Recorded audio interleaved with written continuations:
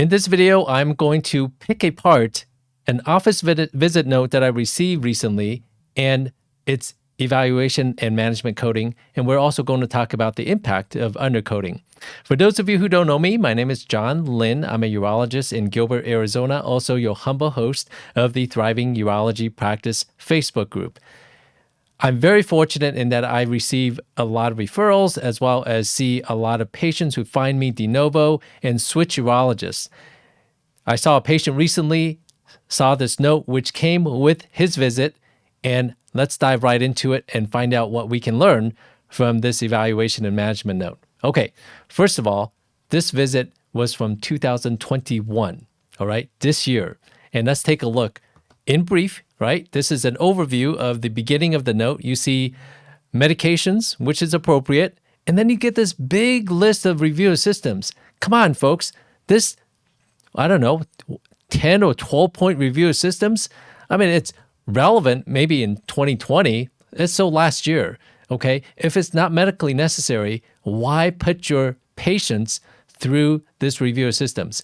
Why put yourself through having to review the reviewer systems for accuracy? Why put your staff through having to fill out, populate the electronic medical records with the reviewer systems when it's not medically relevant, when it's not clinically indicated, right?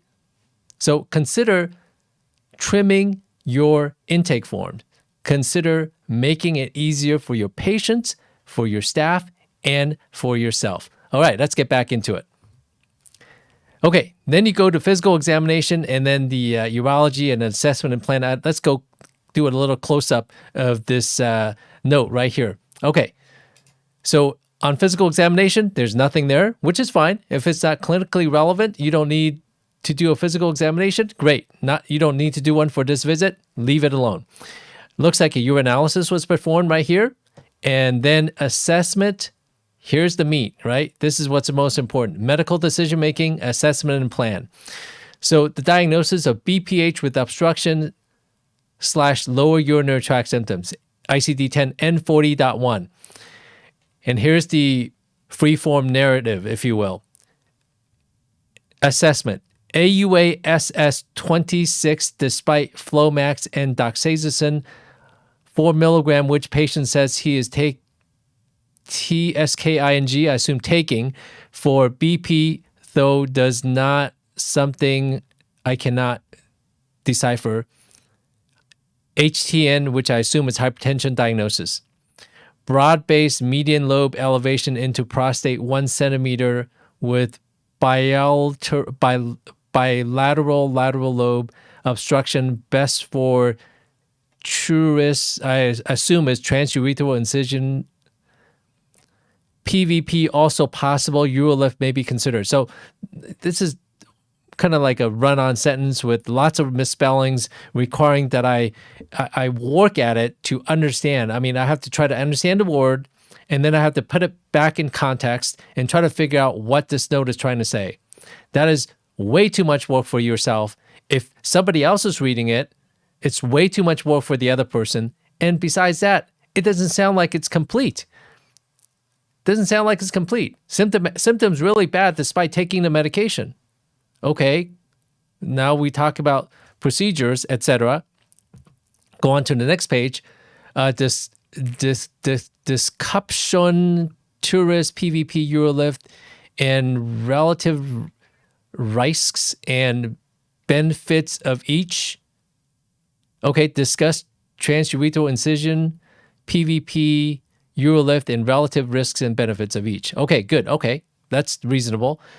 Patient interested in Urolift discussed urgency, frequency, post-op infection risks, postnal need for catheter bleeding, potential need for catheter if it's bleeding or something like that. Okay, so that's the assessment. And plan, medical clearance for anesthesia and to be off ASA for Urolift. Okay, so there's the plan. Schedule Urolift in office under anesthesia. UTI guidance 7 to 30 days prior to procedure if scheduled after 6/6/2021.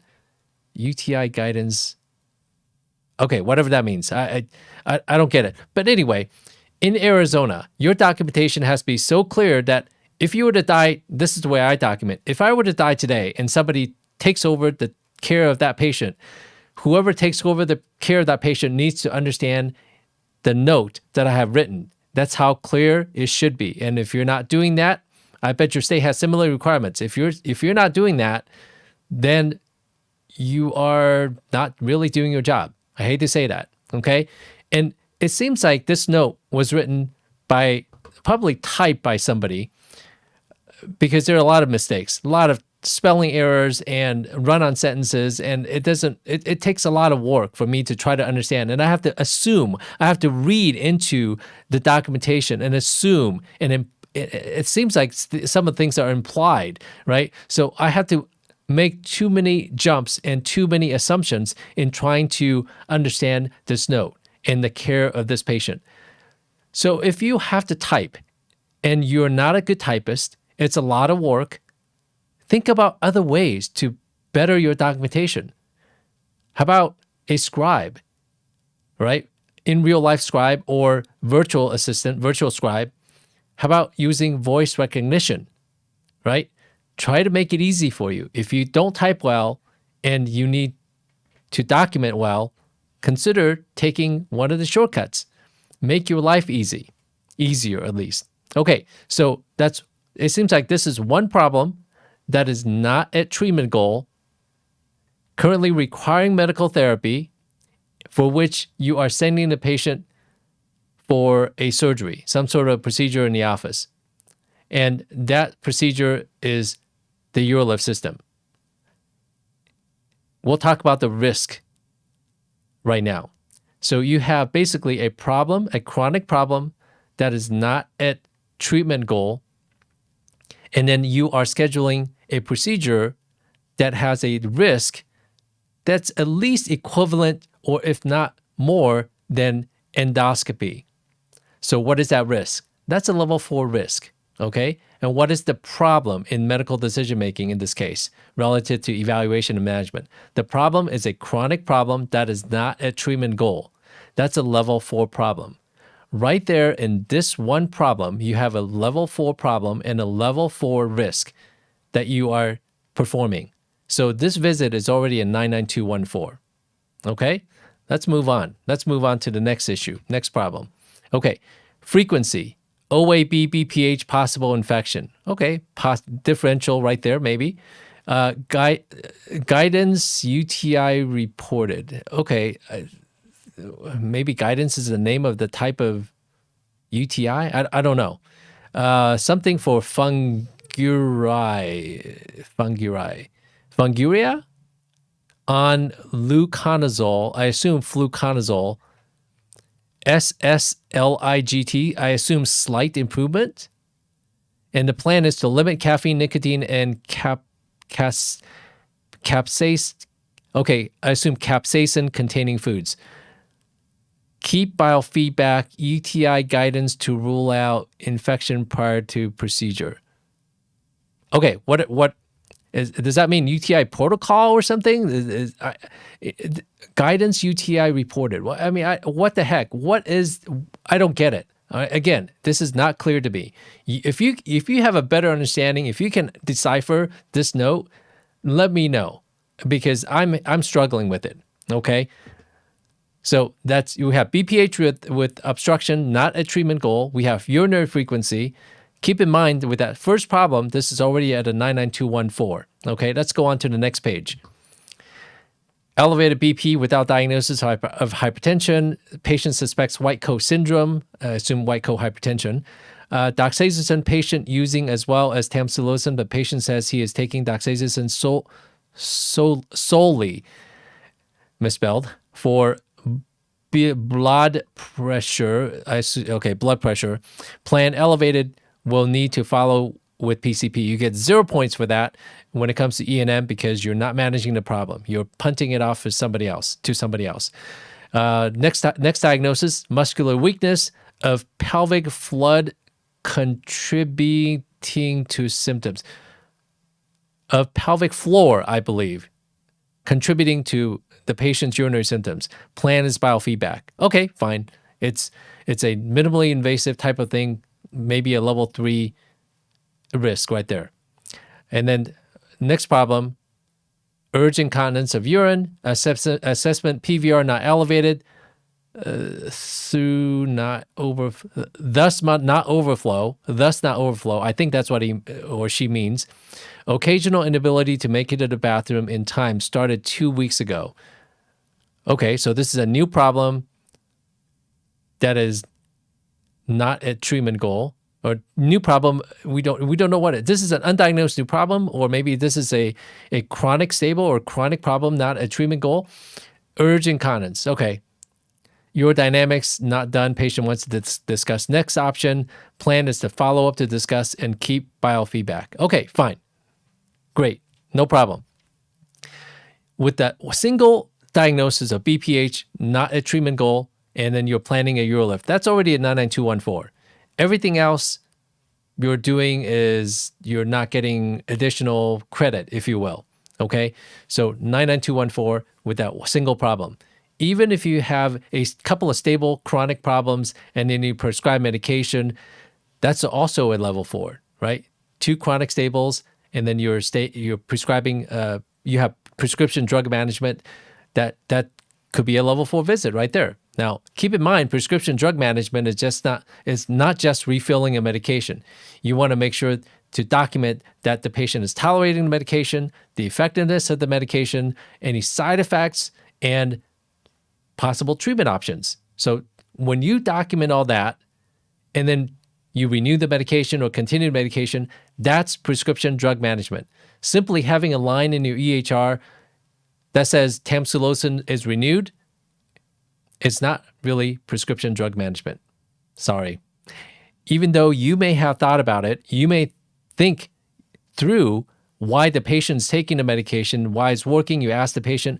If it ain't documented, you didn't do it. So unfortunately, you have to do the work in order to get paid if you participate in this insurance game. All right? So unfortunately, that's the way it goes. So back to page 4 of this E&M visit, this office visit. It's interesting that once in a while, I will get notes that contain the actual E&M service that is billed for an office visit. And in this case, I'm seeing right here in this note, 99213, and then, of course, the urinalysis code and all the other QPP codes for MACRA. But interestingly, the code is 99213, okay? Level 3 established. Level 3 established. Now, you just went through this assessment plan and medical decision-making with me. You know that this is an easily a level 4 99214 visit. Okay, just that single problem at the beginning, that's a 99214. And yet, a 99213 is coded. This has implications. First of all, it's financial. Let's assume that you undercode just 2 office visits from a 4 down to a 3. You undercode 2 office visits every single day, and you see patients for, let's say, 3.5 days a week, and then you see patients 48 weeks a year. That amounts to about $13,000, $248.48, according to 2021 Medicare E&M schedule. The difference, the delta between a 99213 and a 99214 is about $39.45 or 43 cents. So missing 2, undercoding 2 office visits, you are already down $13,248. If it's 3, you're downcoding yourself 3 a day, you are down $19,872. If you downcode yourself 5 visits a day from a 214 to a 213, you're shortchanging yourself $33,121.20 a year. Obviously, if you're seeing 10, undercoding 10 a day, $66,000 and change. So this has financial implications for my urology colleagues, okay? And on the other side of the equation is that you constantly are looking at these or possibly getting these letters from payers, from Medicare, telling you how you are coding compared to your peers. This is a clear case of undercoding. When you undercode, you're screwing yourself and you're screwing everybody else, because now payers like Medicare and private payers are looking at your data and saying that, hey, you're coding this level, and then some other guy who knows coding rules is coding correctly. Well, compared to yours, this other guy is overcoding, right? You are screwing your neighbors and your local urology peers when you don't code correctly. I do understand that some of us want to undercode deliberately, thinking that you can avoid an audit. Well, let me in on a little secret. Undercoding is just as wrong and illegal as overcoding. Undercoding is just as wrong and illegal as overcoding. But of course, your recovery audit contractors are not going to come after you for undercoding, not going to penalize you because, you're screwing yourself. So why would they even bother? But you're hurting everybody else when you don't code correctly. Not just yourself, but you're hurting everybody else. Okay. I was informed that this person apparently has looked through E&M modules and reviewed them. My thinking is that just because you review some webinar, some module, some training from your institution, doesn't mean you, number one, understand it, or number two, know how to apply it. Just because you read a book doesn't mean you understood the content, and more importantly, you may not know how to apply what you just read, what you just learned. And that's a big difference. You can hire a coder who is CPC certified, but he or she may not understand coding and may not know how to apply coding. So think about that.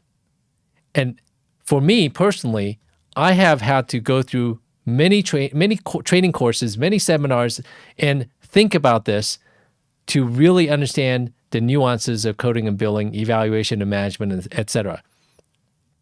And once you understand this, you're literally not leaving money on the table. Okay? And I already gave you the calculations, potentially $33,000, $66,000 a year, depending on 5 or 10 office visits you're undercoding every single day. Some people may think that is chump change, but you know what? It's a good party for your staff if you can capture that revenue and bill appropriately. So I mentioned that I have had to attend many courses in the past to really understand this.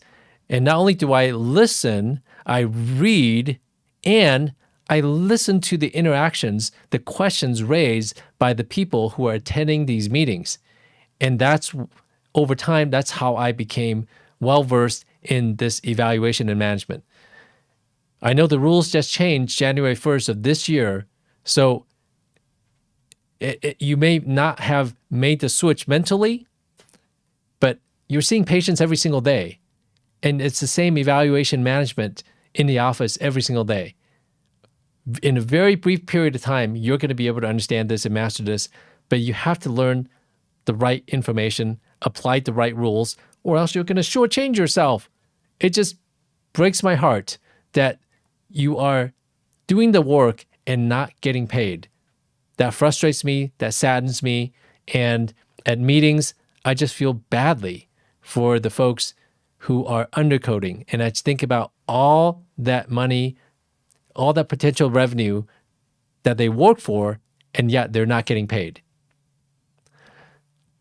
I've mentioned meetings and seminars. I have been attending AUA coding seminars. I've been attending the Urology Advanced Coding and Reimbursement Seminar by PRS Network, also known as the Painters, for over 10 years. Over 10 years. My first exposure to evaluation and management was towards the end of my residency back in 2003.